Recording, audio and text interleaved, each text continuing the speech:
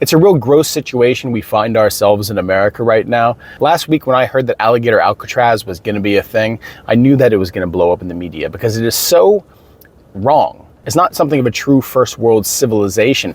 The only way to truly describe the entire circus of support that is surrounding Alligator Alcatraz is simply barbaric.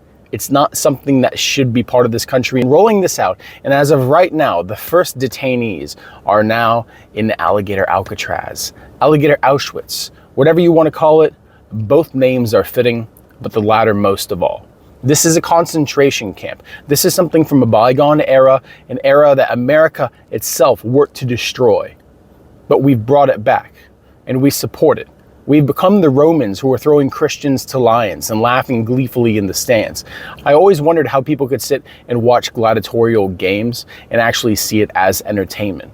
But what we've seen over the past years is the dehumanization of an entire ethnic group in this country, to the point where now you have people like Laura Loomer coming out and saying that, well, at least there's 65 million meals ready for the alligators in the Everglades, knowing that there's 65 million Hispanics in this country. The mask is fully gone at this point, and these people are just all out calling for an ethnic cleansing. That's all it is. You look at the supporters who look on at this monstrosity in glee and in hope that an immigrant is going to be ripped apart by alligators. But this is the Christian side, of course. As a Christian, I think the only natural stance that you can take at this point is to fully reject this administration and the circus around it.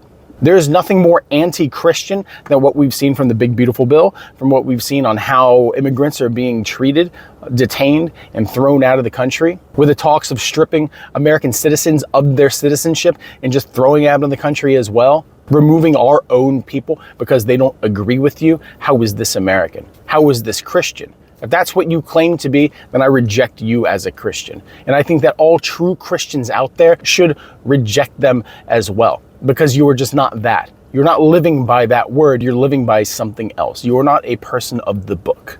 You are simply not. You have become a monster, you have become an enemy of the people, beyond just the American people, humanity in general. Because this is the most inhumane administration. We are about to celebrate the birth of our country tomorrow. But in the past 2 days, between policy and rhetoric, we've shown ourselves to now be the bad guys, and to be proud of it and smile about it and challenge people to do something about it. Because these aren't just people, these aren't just illegal citizens, these are citizens of either our country or other countries. And I want you to think to yourself, if there was a country out there who took American citizens and put them into a prison camp, a concentration camp, and said, I dare you to run because we're going to have it surrounded by man-eating reptiles, and we from afar look on as the population of that country patiently waits in excitement that an American citizen would be ripped apart and eaten by a crocodile or an alligator, how would we react? We'd be calling for military action, and maybe the world should. As I've said before, it's time for the world to turn its back on America because we've shown ourselves not to be a first world country, not to be a Western country. We have turned back the clock and become a barbaric nation. The MAGA movement itself is nothing but a barbaric horde. That's what it's become. And if you were just hanging on the sidelines thinking that maybe it's not going to be that bad, I don't think there's an excuse anymore. I used to be like that.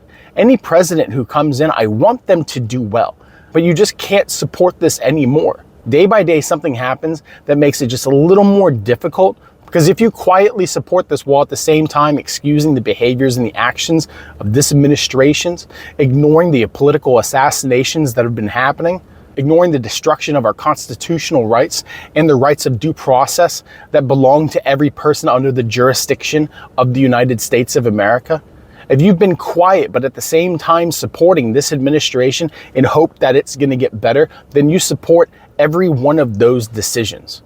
You may not like Alligator Auschwitz, but at the same time, by you still supporting this administration, you're absolutely fine when people inevitably die when hurricane season comes and runs through that place and either destroys it because it was built in 5 days, or a detainee who's most likely not a hardened criminal, as over 90% of the people who've been detained by ICE are just normal people who are working jobs, who, yes, they came into this country illegally, but that's not even a felony. That's just a civil violation. And you supporting this administration, you support that. Every one of those actions you support, because they're getting more and more extreme every day. The attitudes and the rhetoric is becoming more and more extreme every day. And the more it becomes normalized, and the more extreme it gets, and the more the Overton window shifts, what used to be extreme is now normal. What used to be a horror of the past becomes basic modern day policy. And that's what you're supporting. It's time to abandon it and step away. It's time to step away from it, and beyond that, it's time to stand against it, even if it's just verbally. The quiet ethnic cleansing of America is happening right now under our noses, and it's being done in the guise of patriotism. And all this is happening right before Independence Day. People are saying we should boycott Independence Day, boycott July 4th. I disagree. You celebrate July 4th. You celebrate what your America is, what the true America is, not this. This is a perversion. This is a cancerous effort to destroy this country and make it into something else, something horrible, something that no one should want to follow. It's okay to realize that you've been a fool and that you need to move on, move past it, and then oppose. It's okay to do so, but to just sit idly by and quietly support your team because it's always been your team, and it just makes sense because the people look like me and they go to the same church and they wave the flag and play rock music, that's not enough anymore. Politics are meaning more now than they ever have before, and that's why more and more people are going to start talking about it.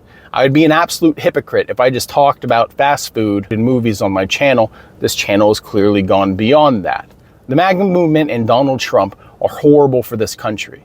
They're not of this country. And they are the id. They are the darkest part. They have unraveled morality, and all the madmen have come out of the woodworks to support it. They've been given a voice and a platform, and their lunatic ramblings have been supported. Their perceived victimhood has been validated by a man who literally shits on a golden toilet. This whole thing is a joke, but it's a scary joke, and no one's laughing. I'm proud of America, but this is not America. This is a movement against America. This is anti-patriotic. This administration, Trump and MAGA, go against everything that America is supposed to be. The founding fathers would be in the streets right now, as should we. Or we can just sit back. We can sit back and wait for the inevitable videos to come out of some hapless detainee who slipped through the fence to get torn apart by an alligator, and throngs will cheer and celebrate and say, oh, look how he got owned. But our children will see it and they'll remember the horror. And they'll say that this is our country. Our country is the country that feeds people to animals. Day by day, it gets harder to defend this country. And I don't know if I truly can anymore. And I don't know how anyone can, other than to say that we are two countries now. Them and the rest of us. Because the rest of us are still a far greater number than the lunatics that are in power right now and the horde of dimwits that support them. Dark stuff, but this is the situation that we're in right now. It's getting hard to talk about this, and it seems more and more extreme every day. It's always a new horror, and the things that we thought wouldn't be possible a few weeks ago just become normal the next day. And all you can do is really hope that at some point it's going to end, but we don't even know how that's going to happen. What do we say, the Democrats are going to be better? Of course the Democrats would be better, but the Democrats are completely useless at this point. Yeah, of course you have loud people out there who are calling for actual change, but they are too few to actually do anything, and they have no actual support from the Democratic Party. It's all gross and this country's finished, and we're just waiting for it to all come down. Or we're all waiting for the big conflict that's coming, because this is the stuff that breeds world wars. We don't have to look to the Middle East. We don't have to look to Asia to say what's going to breed the next big war, when we can see the disgusting atrocities against humanity that are happening within our own border right now. Thanks for stopping by. Like and subscribe. Have a good one.